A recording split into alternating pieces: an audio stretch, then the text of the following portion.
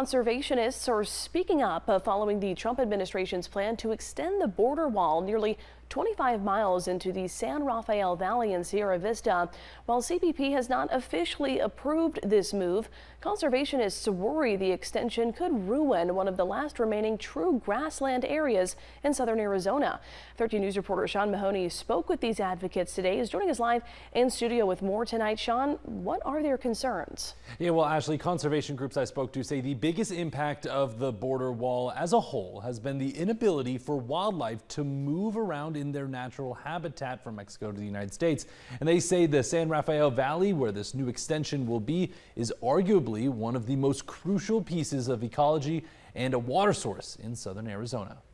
Is one of the last unfragmented landscape desert ecosystems that we have here in Arizona. The San Rafael Valley lies between the Huachuca and Patagonia Mountains, what some refer to as the Sky Islands. Emily Burns with the Sky Island Alliance has been advocating for the conservation of the land for years and says the border wall extension could put endangered species at an even higher risk. By putting this wall in, we're preventing recovery of black bear in Mexico.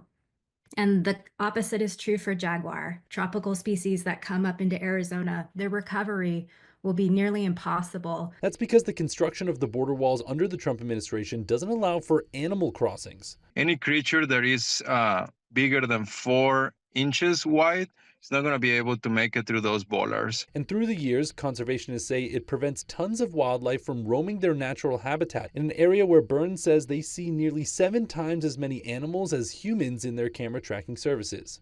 Other areas with border wall in southeast Arizona, it stops 86% of all wildlife species from being able to cross. Something essential to keep many species thriving. Animals from the desert need to cover long distances to find the resources they need. So by cutting their territories in half, you also cut their chances of survival in half too. But more importantly, the San Rafael area is also where the Santa Cruz River starts, going into Mexico before turning back into Arizona.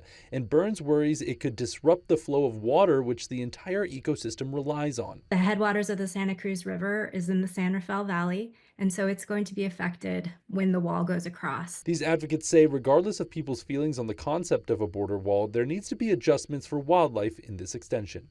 We need to advocate for making the wall as wildlife friendly as possible. And that may sound crazy, but even small wildlife openings help many species able to move back and forth. Now, Meza with the Sierra Club says his organization has been in constant contact with the Department of Homeland Security on these concerns, and they plan to document the impact on wildlife through this extension in the San Rafael Valley to advocate for more wildlife crossings in the future. Reporting live in studio, Sean Mahoney, 13 News.